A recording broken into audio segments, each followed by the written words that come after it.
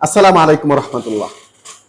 ভিডিওটা যেহেতু আপনি ক্লিক করেই ফেলছেন, আপনাকে আমি শুরুতেই বলে দিই, দেশপ্রেম যদি আপনার ভিতরে থাকে, আপনি যদি চান যে এই দেশটা চুর ছেচর বাটপার দুর্নীতি মুক্ত একটা দেশ হোক, দুর্নীতিবাজ মুক্ত একটা দেশ হোক, সুখী সমৃদ্ধশালী একটা দেশ হোক, তাহলে অবশ্যই এই ভিডিওটা আপনি শেয়ার করে দিবেন। ইনারা কারা জানেন? ইনারা হচ্ছে, আর শেয়ার করে দিবেন কেন?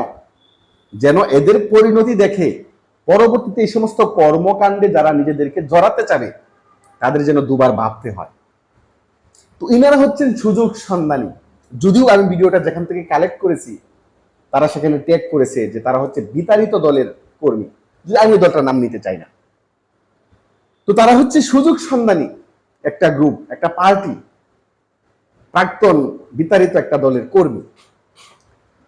তো ওনারা সব কিছু খেয়ে দিয়ে যখন শেষ হয়ে গেছে, এখন আর নতুন করে খাওয়ার কোনো জায়গা নাই, নতুন কোনো সম্ভাবনাও নাই, তখন ওনারা বানবাসী মানুষদেরকে সাহায্যের নামে, বন্যায় যারা ক্ষতিগ্রস্ত তাদেরকে ত্রাণ দেওয়ার নামে ওনারা সাধারণ মানুষদের কাছ থেকে পয়সা তুলে পকেট ভারী করতেছিলেন।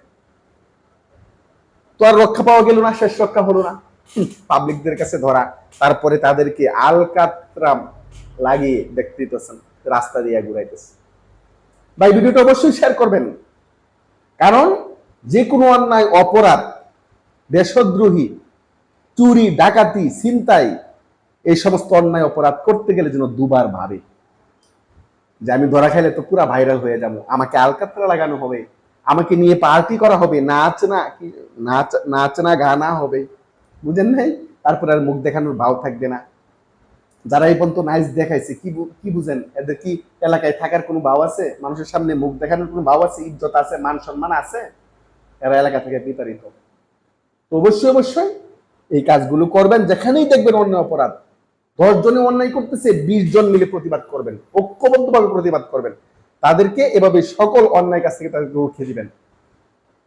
এভাবে যদি চলতে থাকে তাহলে ইনশাল্লাহ একটা সময় এই দেশে কোনো চুর, বাটপার, ছিনতাইকারী, কোনো ধর্ষণকারী, এগুলো কিচ্ছু থাকবে না।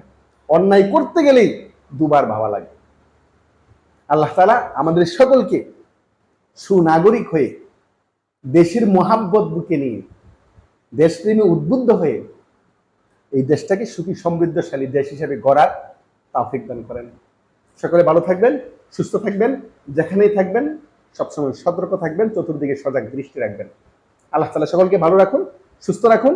সকলের শারীরিক সুস্থতা এবং দীর্ঘায়ু কামনা করে ভিডিওটি শেষ করে দিচ্ছি। আসসালামু আলাইকুম ওয়া রাহমাতুল্লাহ।